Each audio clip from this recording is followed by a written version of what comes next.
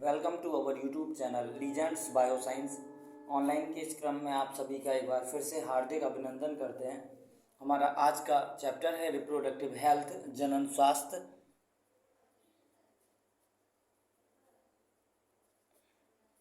तथा आज का हमारा टॉपिक है सेक्सुअली ट्रांसमिटेड इन्फेक्शंस, यौन संचारित संक्रमण, जिसको एनसीईआरटी के अंतर्गत पहले यौन संचारित रोग सेक्सुअली ट्रांसमिटेड डिसीज के नाम से जाना जाता है। और सर्वप्रथम हम जानते हैं कि रोग कितने प्रकार के होते हैं। तो यदि हम रोग की बात करते हैं तो डिसीजेज या फिर रोग जो होते हैं वो दो प्रकार के होते हैं। एक तो होते हैं संचारित रोग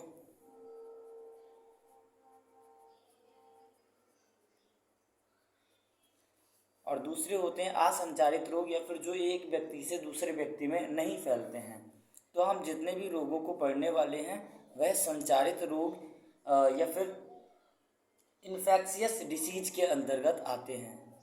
इन्फेक्शियस डिसीज अर्थात जो एक इन्फेक्टेड पर्सन से, एक संक्रमित व्यक्ति से एक हेल्दी व्यक्ति के अंतर्गत संचारित होगा। इसको हम कॉन्टेजियस डिसीजेस के नाम से भी जानते हैं। क्योंकि यह रोग जो है वो सेक्सुअली ट्रांसमिटेड होते हैं, अर्थात यौन क्रियाओं के माध्यम से ट्रांसमिटेड होते हैं, इसीलिए इनको हम लोग सेक्सुअली ट्रांसमिटेड डिसीज के नाम से भी जानते हैं। यह जो होते हैं वो पूर्णतः सेक्सुअल ऑर्गन या फिर यौन या फिर लैंगिक अंगों को, यौन अंगों को प्रभावित करते हैं, इसीलिए हम इनको प्रायः आरटीआई के नाम से भी जानते हैं, रिप्रोडक्टिव ट्रैक्ट इन्फेक्शंस, या फिर इनको हम जनन मार्ग संक्रमण भी कहते हैं। इनका एक और नाम होता है, इनको हम वेनेरियल डिसीज के नाम से भी जानते हैं। तो यह इन्फेक्शियस डिसीजेज या फिर कॉन्टेजियस डिसीजेज के अंतर्गत आते हैं, अर्थात ये संचारित होंगे। चूँकि ये यौन क्रियाओं के द्वारा लैंगिक माध्यम से संचारित होते हैं, इसीलिए इनको सेक्सुअली ट्रांसमिटेड डिसीज कहते हैं। और यह जो होते हैं वो जनन मार्ग का या जनन पथ का संक्रमण देते हैं, तो इनको हम रिप्रोडक्टिव ट्रैक्ट इन्फेक्शियस भी कहते हैं। साथ साथ इनको हम रजित रोग के नाम से भी जानते हैं, वेनरल डिसीज के नाम से भी जानते हैं। इसके कुछ सामान्य लक्षण होते हैं। जितने सारे रोग होते हैं उनमें लगभग कुछ समान ही प्रतिक्रियाएं होती हैं, समान लक्षण दिखाई देते हैं। और साथ साथ अगर हम देखते हैं तो इनके दिखने के तरीके कुछ हद तक एक जैसे होते हैं, परंतु यह बहुत ही ज़्यादा घातक सिद्ध होते हैं। इस रोग के अंतर्गत प्रायः गोनोरिया, जिसको हम सुजाक के नाम से भी जानते हैं, साथ साथ सिफिलिस, इसके साथ साथ अगर हम देखें तो जेनाइटल हर्पीज, जिसको हम जननिक परिसर्प के नाम से भी जानते हैं। इसके साथ में अगर हम देखें तो ट्राइकोमोनस्ता, जिसको हम ट्राइकोमोनियासिस के नाम से जानते हैं। हेपेटाइटिस वी,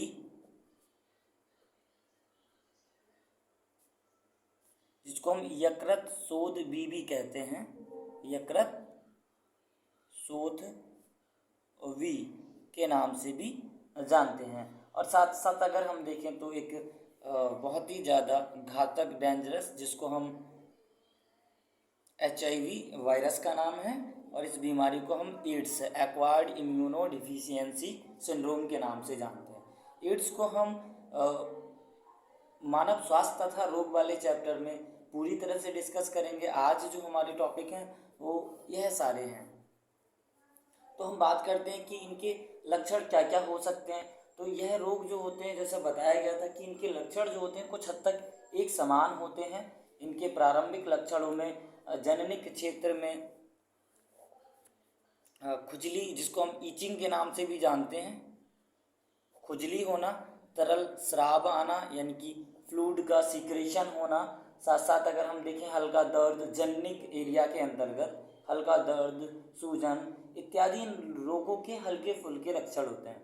कभी कभी स्त्रियों या पुरुष में इनके लक्षण दिखाई नहीं देते हैं, अर्थात यह विलक्षणी भी हो सकते हैं।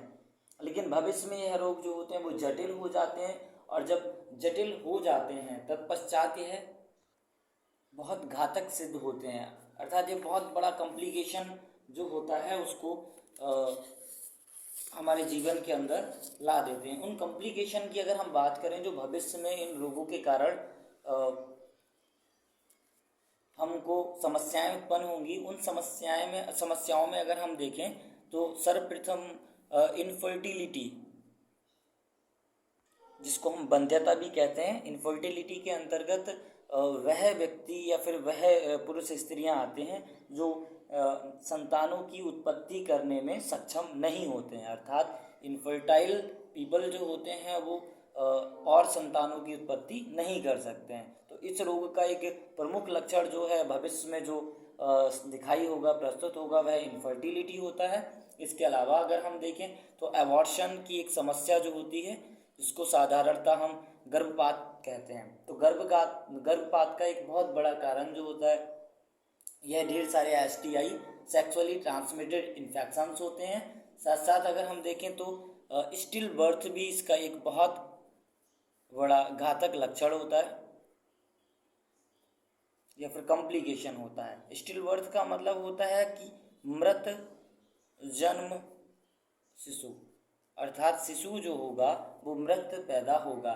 इसके अलावा एक्टोपिक प्रेगनेंसी भी इस रोग के कारण उत्पन्न होता है। एक्टोपिक प्रेगनेंसी का मतलब होता है कि pregnancy which is not in the uterus. साधारणतः अगर हम देखते हैं तो सगर्भता जो होती है वो गर्भ या फिर यूटेरस, गर्भाशय जो होता है उसके अंदर होती है, परंतु यह ऐसी प्रेगनेंसी जो होती है कि यह गर्भ के रीजन में नहीं होगी, अर्थात इस रीजन में नहीं होगी, बाकी है फैलोपियन ट्यूब अंडवाहिनी में हो सकती है या फिर और किसी रीजन में, जनन क्षेत्र के और किसी रीजन में हो सकता है। तो एक्टोपिक प्रेगनेंसी भी इन इन्फेक्शंस के कारण उत्पन्न हो सकती है। और अगर हम देखें तो PID, पेल्विक इन्फ्लामेटरी डिसीज, अगर इन्फ्लामेशन हो जाता है पेल्विक रीजन के अंतर्गत, अर्थात सूजन आ जाती है, तो वो PID के अंतर्गत आता है।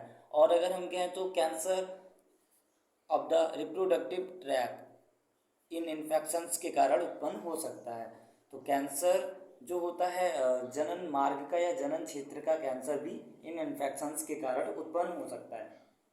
तो अभी हमने इनके लक्षणों के बारे में बात की, और साथ साथ अगर हम देखें तो इनमें से कुछ बीमारियां जो हैं वो बैक्टीरियल होती हैं, अर्थात यह बैक्टीरियाओं के माध्यम से फैलती हैं, जीवाणु के माध्यम से। कुछ वायरल होती हैं जिनमें वायरस का बहुत महत्वपूर्ण हाथ होता है। वायरल इन्फेक्शंस में अगर हम देखें तो एड्स हो गया, हर्पीज हो गया, जेनाइटल बार्ट्स, जननिक मस्से, हर्पीज और एड्स। और अगर हम बैक्टीरियल की बात करें, गोनोरिया, सिफिलिस और क्लेमाइडियासिस। अगर हम बात करते हैं बैक्टीरियल की, तो बैक्टीरिया या फिर जीवाणु को हम एंटीबायोटिक, जो एंटीबायोटिक दवाइयाँ होती हैं उनसे इन बीमारियों को क्योर कर सकते हैं अगर समय पर इनका पता लग जाए। और जो वायरल इन्फेक्शंस हैं अगर इनका समय पर पता लगे तब इलाज इनका संभव है, नहीं तो हेपेटाइटिस V और HIV और हर्पीज, यह 3 बीमारियां जो हैं वो तब नॉन क्योरेबल हो जाती हैं, तब उनका कोई भी इलाज नहीं है जब वह अपनी जड़ें मजबूत कर लेती हैं। यदि समय से पहले पता चल जाता है कि पेशेंट को हेपेटाइटिस B, HIV या फिर हर्पीज में से कोई एक बीमारी या फिर एक इन्फेक्शंस हो गया है, तब तो यह क्योरेबल है, तब इसको काबू में किया जा सकता है, अन्यथा यह नहीं किया जा सकता है। और यह सभी सेक्सुअली ट्रांसमिटेड डिसीज में कुछ डिसीजेस ऐसी हैं जो यौन संचारित रोग के अंतर्गत भी आती हैं। साथ साथ अगर हम देखें तो यौन संक्रमण के अलावा यह निडल्स के माध्यम से संक्रमित या फिर दूषित सुइयों के माध्यम से, जो एक इंजेक्शन दूसरे व्यक्ति में लगा दिया जाता है उसके माध्यम से फैलती हैं। ब्लड ट्रांसफ्यूजन, अगर हम बात करें तो संदूषित रक्तदान, अर्थात एक पेशेंट का ब्लड अगर निकाल कर हमने बिना चेकअप किए दूसरे पेशेंट के अंदर, दूसरे रोगी के साधारण व्यक्ति के अंदर लगा दिया, तो उसको HIV या फिर हेपेटाइटिस B भी हो सकता है। तो जब भी एक व्यक्ति से दूसरे व्यक्ति को ब्लड दिया जाता है तब उसका HIV का और हेपेटाइटिस बी का जांच जरूर होता है। साथ साथ अगर हम देखें तो इन्फेक्टेड मदर टू फीटस, अगर कोई संक्रमित स्त्री है और वह गर्भवती है तो यह हेपेटाइटिस बी और HIV उसके फीटस यानी कि गर्भ शिशु के अंदर भी आ सकता है। अगर माँ के द्वारा बच्चे में रोग ट्रांसफर होता है तो हम उसको वर्टिकल ट्रांसफ्यूजन भी कहते हैं। और हम बात करें सर्जिकल इंस्ट्रूमेंट, अगर किसी भी सर्जिकल इंस्ट्रूमेंट सर्जरी करने वाले या फिर शल्य चिकित्सा करने वाले उपकरणों के माध्यम से किसी इन्फेक्टेड, किसी संक्रमित रोगी का या किसी संक्रमित व्यक्ति का इलाज किया गया है और वही सर्जिकल इंस्ट्रूमेंट को हम एक साधारण व्यक्ति का इलाज करने के दौरान उपयोग में लाते हैं, तत्पश्चात यह रोग एक व्यक्ति से दूसरे व्यक्तियों में ट्रांसमिटेड हो सकते हैं। तो यह सभी रोग जो हैं वो सेक्सुअली तो ट्रांसमिटेड होंगे, साथ साथ हेपेटाइटिस बी और HIV जो है वो needle blood transfusion, infected mother to the foetus और सर्जिकल इंस्ट्रूमेंट इत्यादि के द्वारा संचारित या फिर एक व्यक्ति से दूसरे व्यक्ति में जा सकते हैं।